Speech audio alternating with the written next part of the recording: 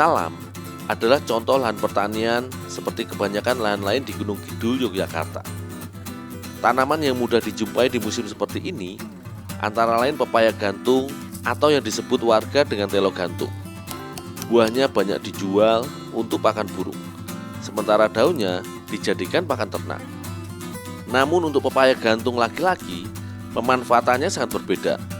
Pepaya laki-laki adalah pohon yang hanya bisa menghasilkan bunga tanpa dapat berbuah.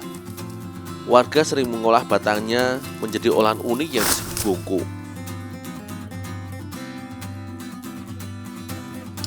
Karena struktur tanah yang keras, kita harus menggalinya terlebih dahulu. Tidak banyak yang mengetahui bahwa batang pepaya memiliki kandungan padi pepaya, yang mana kandungan tersebut banyak terdapat di batang bagian bawah. Getah yang ada pada tanaman pepaya juga memiliki manfaat untuk kesehatan. Getah ini disebut papain yang mampu mencegah penyakit kanker. Tentunya jumlah getah pepaya harus dikonsumsi dalam jumlah yang terukur.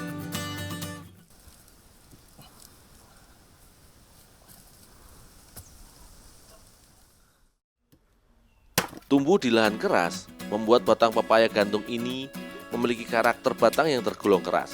Bagian kulit dan batang dalamnya juga lebih terpisah. Berbeda dengan pepaya yang tumbuh di tanah yang subur. Batangnya empuk dan kulitnya sangat tipis. Hebatnya, pada batang pepaya yang tidak terlalu besar ini, kandungan padinya cukup banyak. Itulah alasan warga sering mengolahnya menjadi makanan khas. Untuk memudahkan proses berikutnya, kita harus memotong batang dalam potongan yang lebih kecil.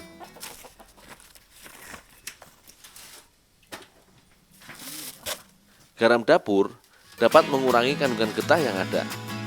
Kita harus menggosoknya pada permukaan batangnya. Selain itu, garam dapur juga dapat membuat karakter batang pepaya menjadi lebih lembut saat diparut. Jika tidak diberi tambahan garam, batang pepaya akan terasa tajam saat dikunyah.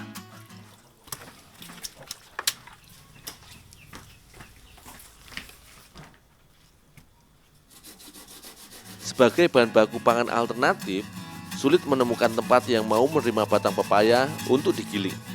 Sehingga kita mau tidak mau harus memarutnya dengan cara tradisional.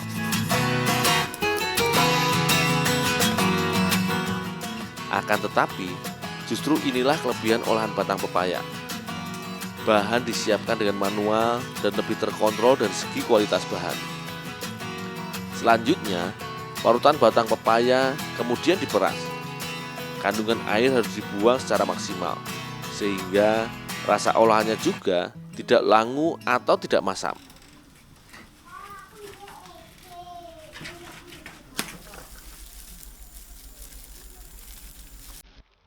Bahan kemudian ditambah dengan tepung ketan secukupnya. Ini harus dilakukan supaya parutan batang pepaya dapat dibuat menjadi adonan.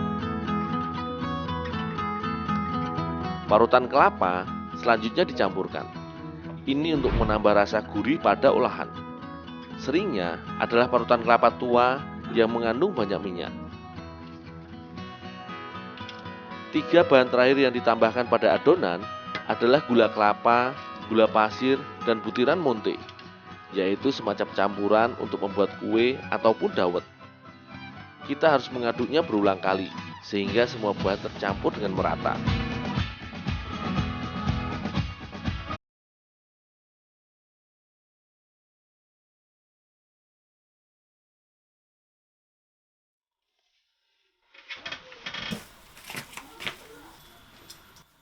Daun pisang adalah bungkus klasik untuk olahan bongko. Yang dipakai adalah daun pisang yang tua dan cukup tebal.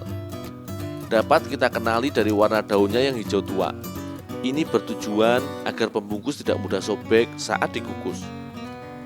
Dalam dunia kuliner Jawa, bongko adalah makanan yang dominan dikukus. Bisa terbuat dari berbagai bahan yang berbeda, tetapi kemudian disatukan dalam bungkus yang dipincuk dengan lidi. Ukuran bongko tidak boleh besar. Kita harus memperkirakan agar habis sekali makan. Bongko batang pepaya ini hanya salah satu varian olahan bongko yang ada di Jawa.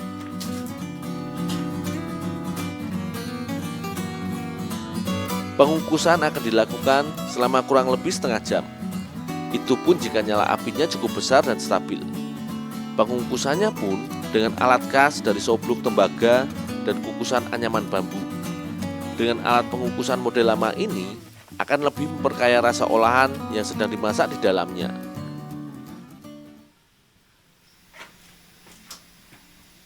Warna bungku yang telah matang dapat kita kenali dari warna bungkusnya. Bukan hanya warna daun pisangnya yang telah layu, tetapi ada semacam busa putih yang menempel pada pembungkusnya. Di berbagai daerah di Indonesia, bungku sering dibuat sebagai makanan pendamping. Di pedesaan Gunung Kidul, bungku paling sering dibawa sebagai bekal ke kebun atau dimakan sore hari usai bekerja. Tidak banyak yang mengetahui bahwa batang pepaya gantung dapat diolah menjadi makanan khas yang nikmat. Ini adalah inspirasi sekaligus menyadarkan kita bahwa negeri kita sebenarnya memiliki kekayaan kuliner tradisional yang begitu beragam dan penuh manfaat.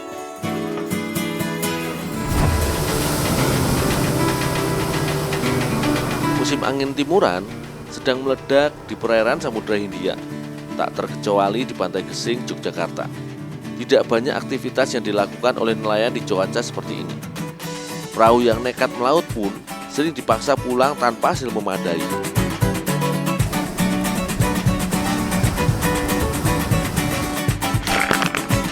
Keong macan adalah hasil laut yang terkadang masih dapat ditangkap. Meski jumlah tangkapannya tidak seberapa, mengingat waktu melaut yang singkat, nelayan biasanya akan menyimpannya di tepi pantai agar tetap hidup. Di Indonesia, aktivitas penangkapan gastropoda ini kebanyakan masih dilakukan nelayan di Pulau Jawa dan Bali. Padahal, keong macan ini adalah hasil laut bernilai ekonomi tinggi di pasar nasional dan ekspor. Di pasar regional saja, harga per kilogramnya bisa mencapai angka Rp40.000. Keong macan memiliki kandungan protein yang sangat tinggi, yakni mencapai 90%. Tak heran, keong macan laku keras di pasar Cina, Taiwan, Jepang, Singapura, dan Hong Kong. Dul, tolong ini dibawa pulang dulu, mau dimasak di rumah. Oh, ya Mas.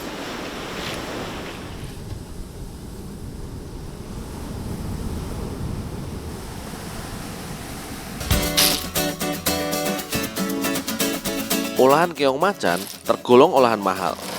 Namun masyarakat terkadang mengolahnya sendiri, terutama saat hasil tangkapan terlalu sedikit.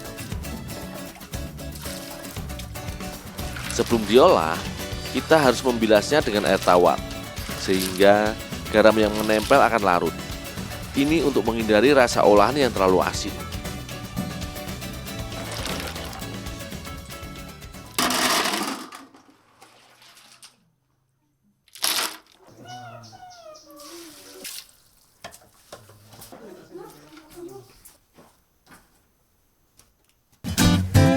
Lendir yang ada pada keong macan dibuang dengan cara direbus.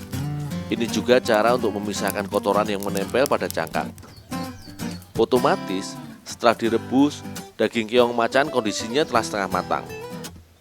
Jika ingin dagingnya cukup lunak, perebusan bisa dilakukan antara 1 hingga 2 jam. Namun jika kita tidak bermasalah dengan kekenyalannya, setengah jam saja sudah cukup.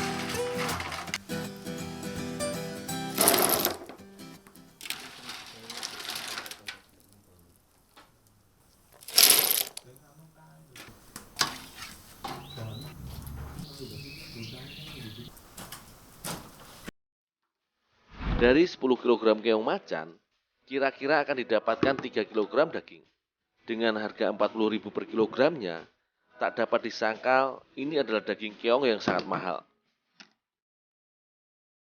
Namun, apabila kita melihat khasiatnya untuk vitalitas dan stamina, harganya praktis menjadi relatif murah.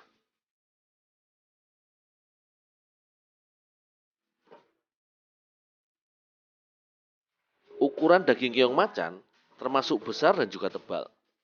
Kita harus mengirisnya menjadi 2 atau 3 potong, sehingga bahan lebih cepat matang.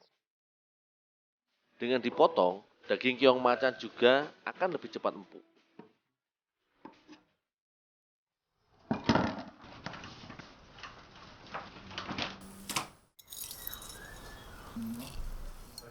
Bumbu yang paling cocok untuk keong macan adalah bumbu dengan rasa pedas yang kuat.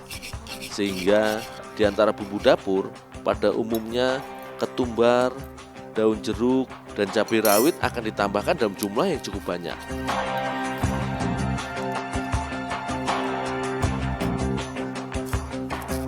Akan tetapi, bumbu ini kembali ke selera masing-masing. Yang pasti, keong macan nikmat dimasak dengan bumbu apapun.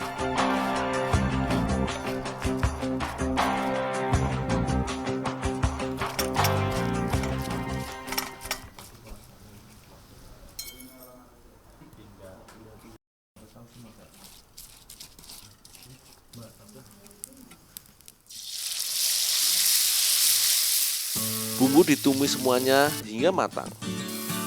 Memasak keong macan tidak perlu lama, sebab setelah direbus, daging keong ini sudah setengah matang.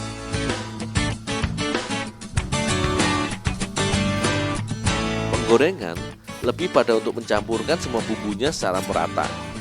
Praktis, kita tidak perlu waktu yang terlalu lama. Selain itu, keong macan selalu dikirim ke luar negeri karena harganya yang lebih tinggi. Sudah selayaknya sumber protein ini juga dapat dinikmati oleh masyarakat kita sendiri.